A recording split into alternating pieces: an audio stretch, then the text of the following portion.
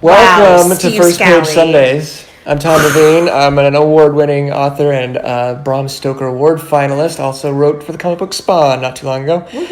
And with me, as always, is the lovely and talented Joy. Hello. And what we do here, if you're new, is we critique the first page of different stories. Today we're doing Zero. This was my second published novel. It was one of the first novels I ever wrote.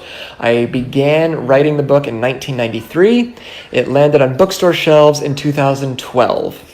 So the writing process for Zero took longer than the character is old. Zero turns 18 towards the end of the book. And it was a 19-year process. Now, in fairness, I wasn't writing like every day for 19 years. There were many gap years, to say the least. The hardcover edition has a picture of a guy with a mohawk. And when I saw it, I was like, hey, that's cool, but there's no one with a mohawk in the book. And they're like, oh, no, it's like a genre thing. Like, people are going to see it and be like, that's the zeitgeist. Like, that's sort of how it feels, man. It feels like punk rock. I'm like, yeah, but they're going to ask who the guy with the mohawk is. And like, no, it'll be fine. I'm like, okay. And lo and behold, like, as soon as the reviews started coming in, you probably still find them on Goodreads, like, loved it, it was great. Who's the guy with the mohawk? Mike didn't have a mohawk. I'm like, yeah, I know. This tagline, nowhere to go, nothing to do, no one to talk to. I think when I first saw it, I was like, yeah. And now that it's been a few years, I'm like, no. Because that makes it sound like a sad or depressing book. And in rereading it, it's not. Like, it's really not. It's got issues. Like, Sure. the character's going through a lot of things. It's melodrama, for sure. And Sarah needs some chocolate. It's just not dark like that. Again, melodrama, absolutely. But she's, 17 going on 18. That's prime melodrama time. So, no big deal there. Page 1 of Zero. See if I can read it. Chapter 1. There is a little epigraph at the beginning of every chapter that's a quote by Salvador Dali. One thing at least is certain. Everything, absolutely everything that I shall say here is entirely and exclusively my own fault. Salvador Dali. Here's the thing. You know that whole deal about rainbows being a promise or something? It's not true. It's crap. If it was true, I wouldn't be at home, sitting on the driveway in the rain, a massive sucking black hole of a failure. I'd be packing for Chicago. The rainbow arching over Camelback Mountain is beautiful, though. It's been raining all day, a rarity in Phoenix, and only now has the downpour stopped. Clouds roll by fast overhead, purple-gray animals growling and flashing teeth, but they haven't moved far enough west to block the setting sun. Its fading rays create the aforementioned rainbow. And that is the first published page of Zero. Now, the tone, I think, of that opening page was risky because it's so. I think if I were to go back, I would give something a little bit more of a positive spin immediately. Because when we talk about first, I don't know why that's so funny. I can't wait. Well, it's When we gonna be funny when I tell you about my impression of the first page. So you go that right will be exciting. It is still very negative. And I just started, which book was it? I'm working on a story right now that I'm sharing with 3 of my author friends. And one of the last things I did before I sent their pages was I went in and I added a positive observation in the very first couple of paragraphs because I noticed it was doing the Zero thing where it was like this negative, and it was funny, and it was like, kind of like, I don't know, punky and whatever, like, okay, that's cool, but like, god damn, are you gonna be like this for the whole book? Because this is a lot of pages for you to be like morose. As an editor type person, as a writer to this author, I would suggest next time give me some little upswing in that very first paragraph or two, so that I know as a reader you're not just going to be, oh my god, like, it's not.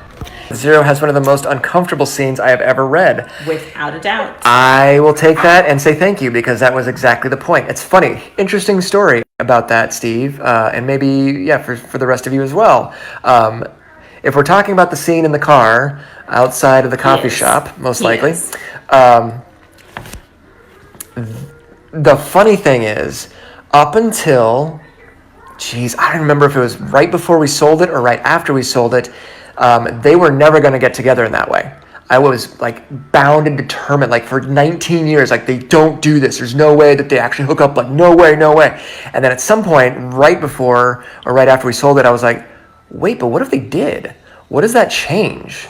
How does the relationship shift if they're like, oh shit, okay, Well, so then, like, almost as an experiment, I started writing the scene just to see what would happen, which is something I always encourage all of you writers to do. Like, just play with it. And I wrote it, and I was like, and even as I was writing it, like, thinking, this can't be sensual, this can't be scintillating. And it wasn't.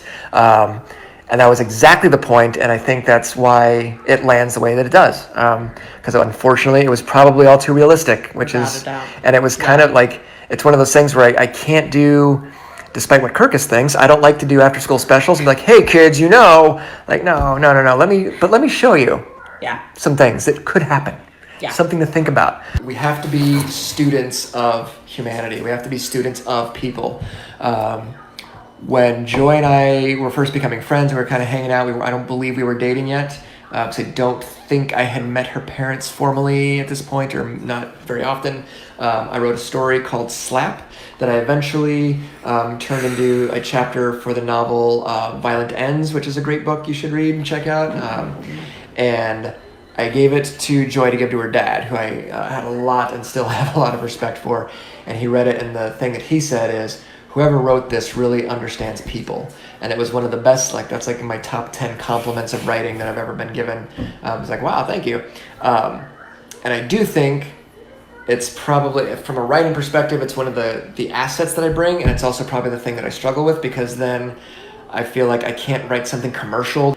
But the reason that is, I think, is because round about senior year, I went from being Toby, like, just everything, to 11, to, okay, wait a second, because like shit got real senior year. I won't go into it, but it just got real, and so I went inward and kind of hunkered down and was paying more attention to what was going on around me, because I had to survive, and I think that's where it comes from. But as writers and as storytellers, we have to do that.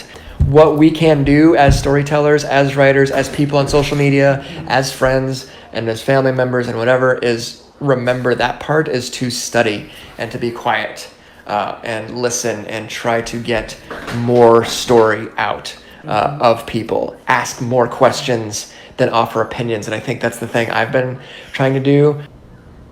Gather information, listen closely, and let other people's stories impact the stories that you then tell in turn. One of the things that I enjoy about my job, such as it is that I am more than happy to talk about bad stuff that happened to me, or bad stuff that I'm going through, or how I feel, or whatever, and I don't care. Like, I don't ask anybody else to do that in return. Nobody else has to, tell me their story or where they're at or what they're struggling with. I don't ask for that. I don't expect it. I do it because I don't care. And if I've got people, whether it's 2 high school students or 13 adults tuning in to Facebook Live, or 20,000 people reading Party, or whatever it is, if that's something I can do for you so that you can take it and go, oh, okay, A, I'm not alone, B, maybe there's a way around this or through it or whatever, cool, then I'm happy to do that. Keep your eyes open, your ears open, and your mouth shut. Right? It's very hard for some of us to do. But let's do that together, okay? I will see you next week, if not before. Thank you all for being here. May you be happy. May you be well. May you be safe. And may you be peaceful and at ease. And we'll see you guys next week. Thank you for all you do.